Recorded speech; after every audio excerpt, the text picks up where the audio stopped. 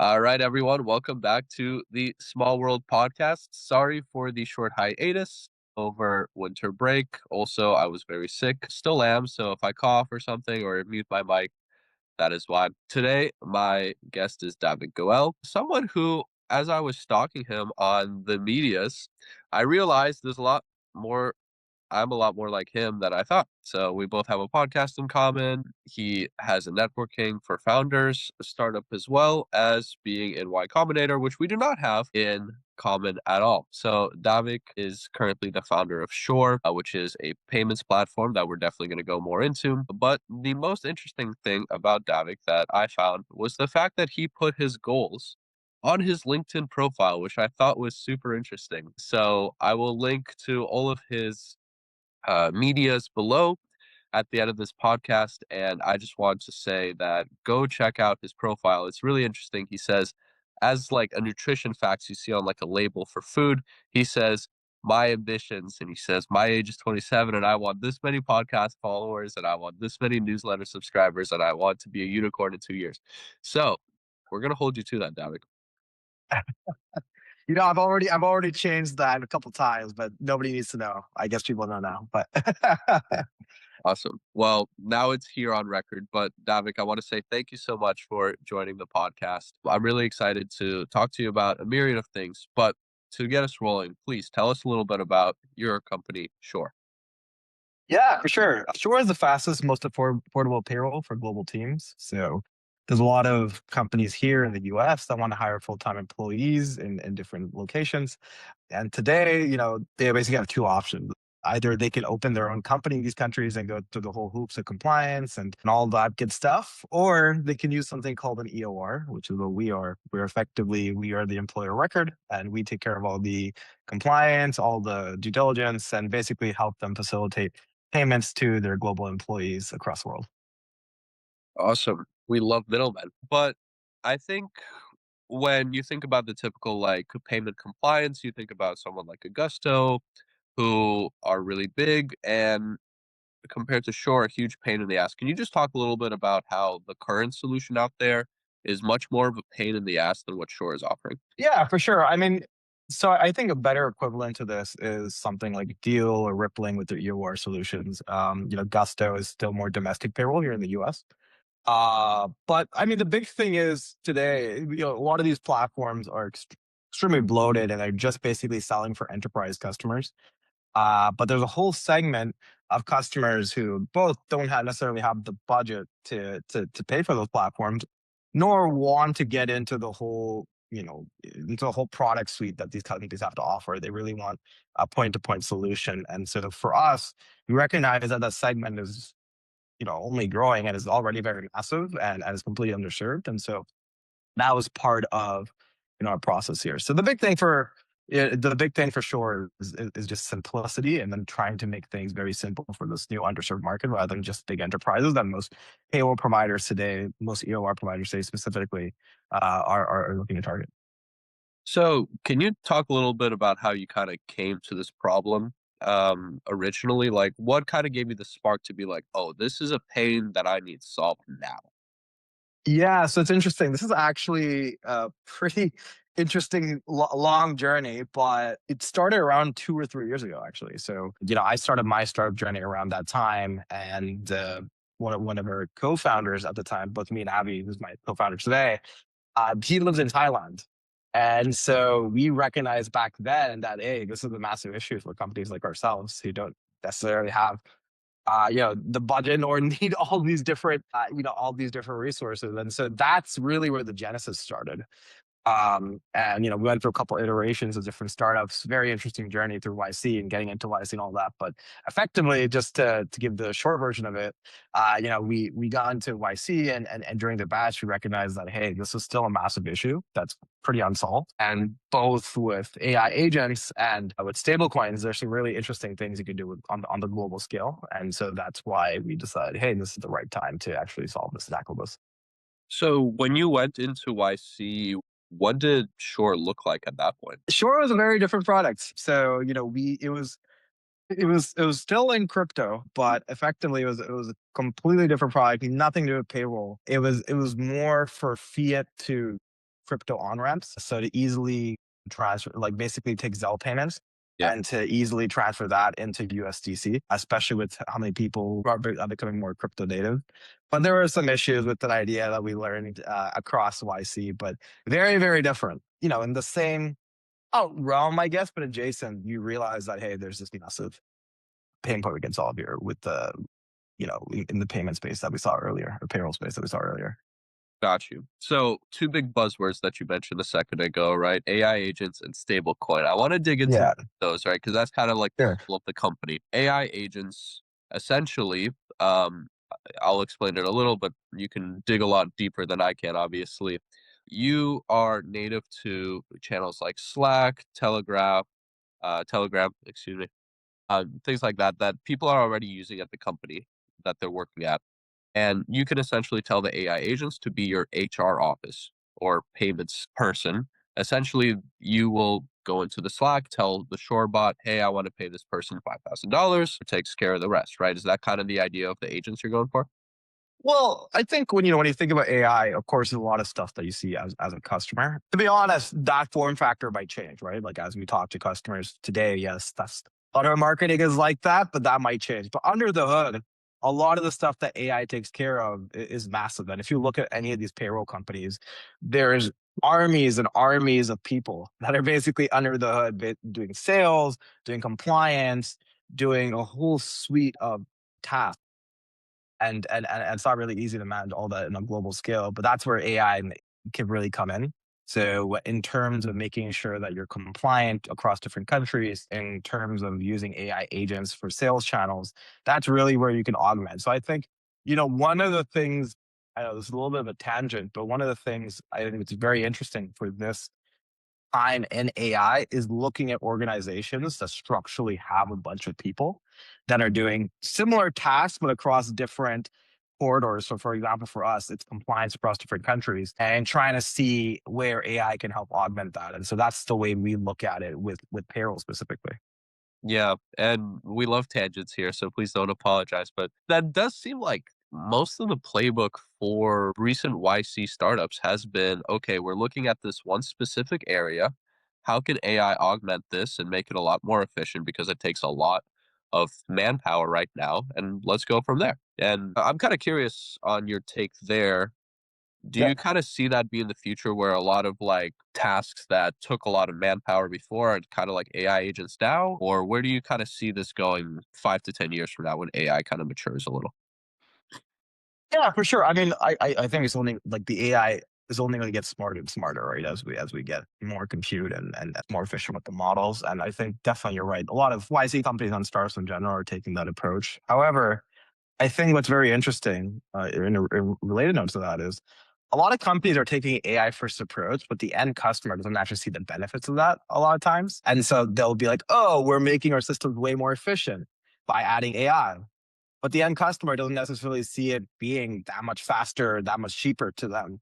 And I think that's one of the things where we recognize that too, where it's like, hey, at the end of the day, we are adding AI to the system.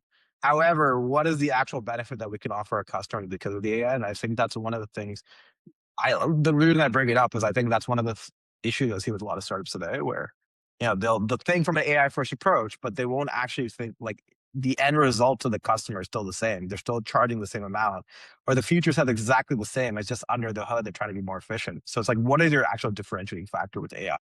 What can you do with that?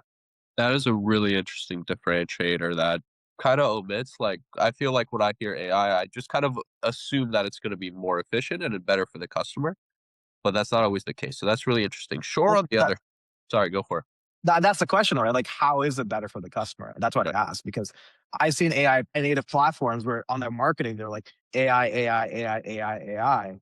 But then when you dive into their feature set, it's basically just ChatGPT slapped Yeah. onto the platform that nobody really uses. The benefits of the AI aren't really there. So like, what is the actual inherent benefit there? It's the same way with cloud, right, or mobile, where it's like, hey, at least the benefit for the customer on the cloud is that they can access it anywhere. So it's inherently there. What about AI?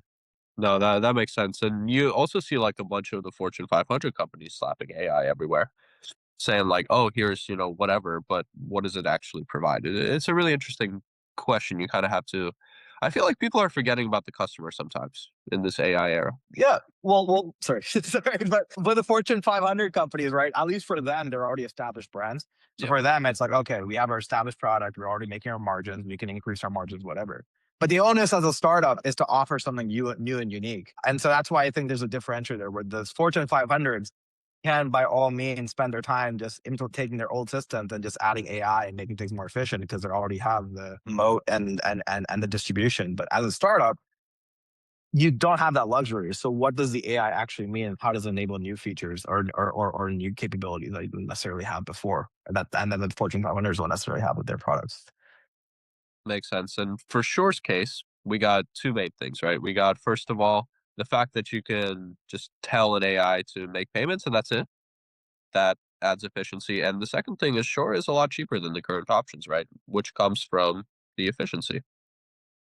Yeah, yeah, efficiency, and there's also a lot of stuff under the hood with stable coins and some of the new things in finance going on. So I think a very much different approach, right? I think the thing is when you look at large enterprise customers or current DORs that are focusing on large enterprise customers, their whole value and their whole business is effectively based on bundling different services Mm. and offering that as a platform for them.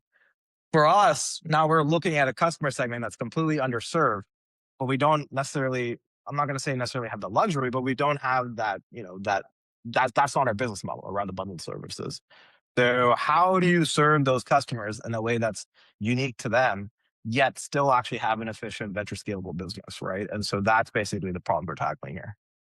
Got you. And let's talk about stablecoins a little bit too, because I assume the inspiration for that is the fact that crypto is just easier to transfer from market to market. But how did you like come about like doing stablecoins? And then after that, how are you feeling in this market about the cryptocurrency like game right now?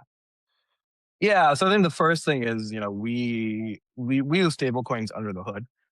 So yeah, I'm talking on the podcast, but to our customers or to anyone, we try abstracting that as much as possible because I think one of the cardinal sins I see about crypto is that the technology itself is is is very interesting and is very beneficial. However, the two big issues are first, it's become too in the weeds for most people. So even though you have a pretty substantial crypto community, it'll never achieve full, market adoption or world adoption at its current state, where people have to worry about the networks like Solana, Ethereum, whatever, and have to actually understand the basics of crypto and gas and all this type of stuff, right?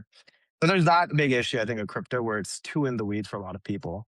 And I think too much of the crypto community are only building for crypto based people. And then the second issue I think with crypto is there's if you look historically, there's a reason why people don't necessarily trust crypto. When you say crypto, there's a certain stigma in their head. And I think this is where stable coins and some of the regulation coming out with stable coins is helping people gain that confidence. And so for us, when I say crypto, I'm really just talking about stable coins and its potential doing cross currency transactions. And it's already, people don't necessarily know this, but it's already a backbone of a lot of financial systems. I'm Yep. not sure about the exact percentage, but if you Google it, I think Visa and MasterCard already are doing a bunch of transactions, like large percentage transactions through stablecoins and under the hood, which people don't necessarily know about. So for us, especially on a global basis, when you're transferring or when you're hiring employees from the US to other areas globally, and especially places with high inflation or where USDC really makes sense, because here in the US, USDC is just equivalent to US dollars, so you don't necessarily see the benefits as much. But for places that are global, you definitely see a lot of the benefits of both the US dollar historically, but now USDC as a crypto version of that. And so for us, having both those angles of having a large customer or a large transfer of US dollars into crypto and going into these countries, it offers some very interesting opportunities for us. And so that first stable coin is really coming. And more to share about that soon. Oh, all right. You guys heard it here first. There is more to share on the podcast. Okay. So I want to talk a little bit more about the accessibility of crypto because that is something really interesting to me. I Yeah. am ashamed to say I had an NFT phase back in high school. You know, when you say gas prices and Ethereum, it's a lot of most people who don't know that I do speak the language a little, and it does seem very closed off. And 6, 7 years ago, God damn it, please don't clip that. 6 or 7 years ago, when I was in high school, I kind of felt like it was closed off, like you said. There was a lot of people who kind of spoke the language, but there was definitely a barrier that you kind of had to cross. You kind of had to know what the gas prices were and know how the wallet worked and everything like that. I kind of thought at this point it would be a lot more accessible, but it really isn't. And I'm kind of curious why that is, and I wonder if you have a take on that. Well, I think the systems that are accessible, you just have no idea working on crypto. Like I mentioned, like Yeah, Visa and Mastercard under the hood are using stable coins. A lot of people who are betting on poly market, they have no idea it's using smart contracts that are based on crypto, yeah, right? And so I think what's really interesting is the guys are actually doing it quite well, and they are accessible. The reason you don't necessarily see that they are accessible is because you have no idea it's crypto, and that's actually the good thing there. And I think that's sort of where we're heading towards. Where look, there's always going to be the deep builders who want to get into crypto and learn all this stuff. I'm not necessarily talking about them, but if you just look at worldwide adoption, it's going to happen from systems that effectively just leverage the technology and the potential of it to offer benefits to its customers without them necessarily both having to have this on ramp of actually understanding all those different things. And second, being able to trust the systems rather than what we've seen, especially in 2021 during the NFT phase, but like in the last couple of years, trust hasn't really gained that much. A lot of like the degen crypto stuff, which has made people very apprehensive towards it. yeah. Damn, I look back on that thinking, what the hell was I doing? The degenerate stuff was degenerate is like the perfect word to talk about it. So I don't know. Yeah. It seems like a fever dream at this point. Let's pivot a little bit because we talked about Shore a lot, but you've done a lot of other really cool things too. So I wanted to talk a little bit about podcast host to podcast host, your experience there. Tell me just a little bit about, you said you're not really doing the podcast too much anymore, but what inspired you to start doing the podcast? Yeah, I mean, for me, I've always loved talking about technology, talking about my ideas. I think there's certain people who are very tuned towards, hey, I just love fintech, or I just love consumer. That's all I do. For me, I've been very much like, yeah, I love a lot of different fields, a lot of different technologies, and as long as I get interested, I'm in. And so for me, it was very interesting being able to talk to founders who were working across the board, and being able to basically pick and choose. And even in my own work, trying to take lessons that somebody had in consumer, maybe apply in B2B or vice versa, right? And I think for me, you can see some of that in what we do at Shore, and I'm sure you'll see more of that going forward. And so, being able to talk to these founders, getting to understand their perspectives, trying to get better at my craft as well was part of the process there. And then honestly, it's a lot harder to go to someone and ask them for a coffee chat, especially for an hour-long coffee chat or 30-minute coffee chat. Because people have a lot of time, but or don't have that much time, especially the founders who I talk to. But when you go to them and say, "Hey, you want to hop on a podcast?" people are a lot more willing to chat with you, Yeah, right? yeah. So it was good from that front too, and I met some really great people through the podcast that I'm still great friends with. So Originally, mm, back when this podcast was a different podcast a year ago, this exactly like you said, like there just ideas are interesting, right? There's not like fintech or like e-commerce or anything. Like for me, I even did that broader. I said anyone interesting. So I was having like yes. scientists on the pod and everything. It was pretty cool.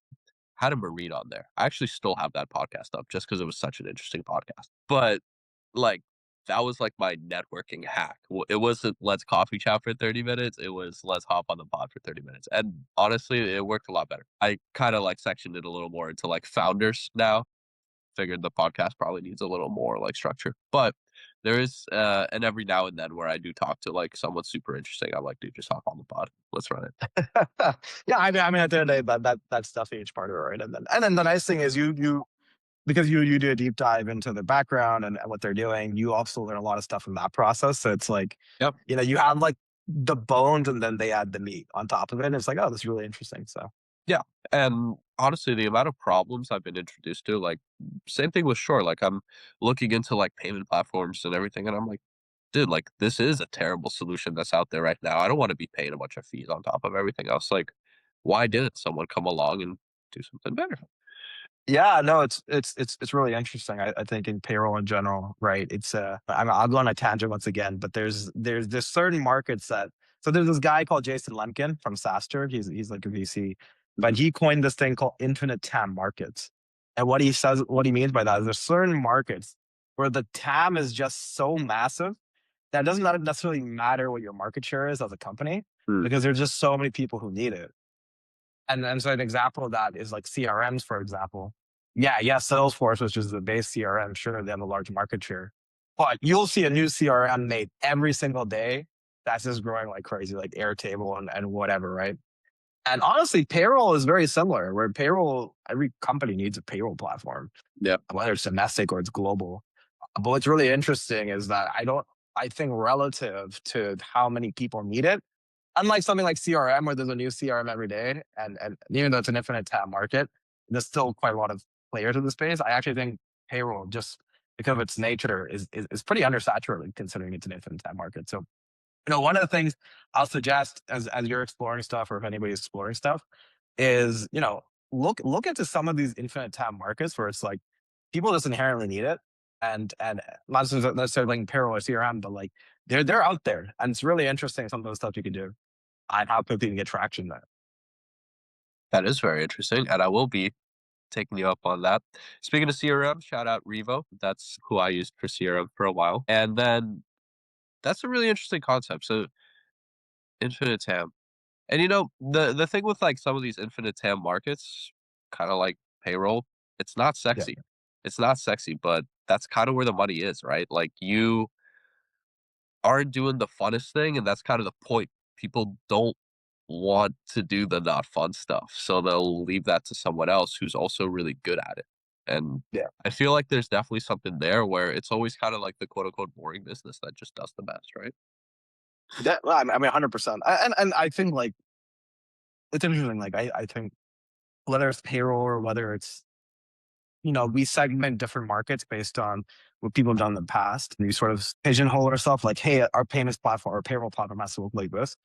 But what's really interesting is you're starting to see this meld of technology, right? Like we're putting stable coins and AI in payroll. That's like what is going on here, right? So I think what's really interesting is you're going to start seeing a lot of these platforms in general, whether it's startups or big platforms, really blur the lines where, you'll be like, hey, I know it's in the payroll category, but is it really in the payroll category? Is there other stuff it's doing too? So I think that's also really interesting, new thing coming up. So let's talk about that. Sure, in the future. What are you working on in the short term right now? And then where do you see Shore 10, 20 years from now? Yeah, in the short term, we're just getting product out, getting people on the payroll platform. We're doing Shore V2 right now, which is just a rebuff of our current platform. I think to be honest, during the YC batch, you know, or even in the YC, any company, obviously on the outside, everything looks great, dandy, Yep. you guys are working, whatever. In the background, you don't know how much stuff is always scraped together at all these companies. Even big companies like Apple, like I have a couple of friends who work there and they're like, some of the stories I've heard, it's like, whoa. So you never know, right? Yeah, like we're working on a new rebuff of our current platform, and then 10, 20 years from now, I think we'll see. I think I can sit here and tell you what our plans are. I'll leave that for I won't say that in the podcast, but in general, I think the one thing that's always true is how much things can change, right? And it's funny because I look at AI. I really got into AI in 2018, 2019, got pretty deep into it, and at the time, it was just like basic linear regression models, and Yeah. a lot of people honestly looked at AI and they were like, it's sort of a black hole where, hey, it sounds very cool in practice, but you don't actually get that much value out of it. And now fast forward to like literally 3 years after that, and everyone and their mother was an expert at AI and LLMs, and even now it's just like AI this, LLMs that, whatever, right? So I think it's very it's very interesting how quickly technology can change. And it's the onus of the founders and good founders, at least, to adapt with it. And what that means is, whatever I'm saying will be sure in the next 10 to 20 years. Like, yes, I mean, I hope it's an IPO company with millions of with billions of dollars of market cap. as a baseline, but like, in terms of where the product is or what we're doing, who knows, right? Because things change so quickly, and I think at least if I put myself in the camp of a good founder, I have no idea what's going to look like at that point. Just think how much things will change. It's interesting. That's the answer that I feel like is, like, the best answer because it's an honest answer. A lot of founders, when you ask them, "Okay, where's your company gonna be in 10 to 20 years?" They're kinda trained to say, "IPO'd, making a shit ton of money, we're gonna be a fucking unicorn," and past that already. It kinda, like, creates a little bit of fakeness, so I very much appreciate a real answer from someone who, like everyone else, has no idea what's gonna be in 10 years. Well, I mean, look, I'm going to compete as much as I can, right? But at the end of the day, at some point, it's like a war. Like you go back and forth to see what happens. You can you can say, hey, in the short term, yeah, that's how I think the battles are going to go. But in the long term, you don't know how the war is going to go. I can sit here and give you confidence, and I'm confident that it'll go well. But we'll see what happens. Yeah, and honestly, whether it goes well or not, at some point it is a little more about the journey than the destination, right? Yeah, I think either way, it's well, we'll make a Ah, you're splash. I'll like, "Fuck tell you that, that. let's go get the guap." You're like, "Fuck that, get the money." Yeah, well, it's a little bit of both. It's a little bit of both. I'm trying to be all, like, sentimental and shit. Come on now. Yeah, well, the journey is a lot easier when you know where the destination is, right? But Yeah, yes, 100%. I mean, at the end of the day, if every day you're like, oh man, why haven't we IPO today? If you're gonna do that for the next like 3 to 4 years of your life or whatever, every single day you're gonna hate your life. So you're gonna enjoy the process as well. And that's for most things. for sure, and then once you IPO, it's gonna be even more miserable because you just start seeing a little bit of red, you'll be like, you know Yeah, well, that's a whole side of it's funny because people are always like, oh, when I achieve this, my life will be so much better. And it's true to some degree, like, but your problems just change, Yeah, right? It's like the things you don't stress about now, you stress about then, or then problems that you had no idea existed will just start existing at that point. Whatever. At some point you just realize that I'm always gonna have problems, and so I might as well just enjoy what I'm doing and not be too stressed about it because at the end of the day, it's just like I get past these problems and more problems are gonna come.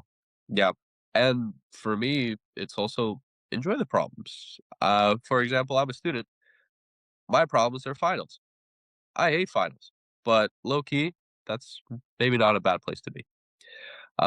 So Davik, I know we're already up on time. I want to say a huge thank you for hopping on the pod. I had a really fun conversation. Um, I definitely learned a lot. I'm going to be looking more into these infinite TAM markets. So when I do start my next unicorn, I'll throw you 1% as a thank you for the inspiration.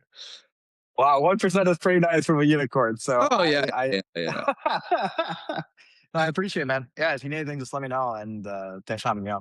for sure. All right, cheers.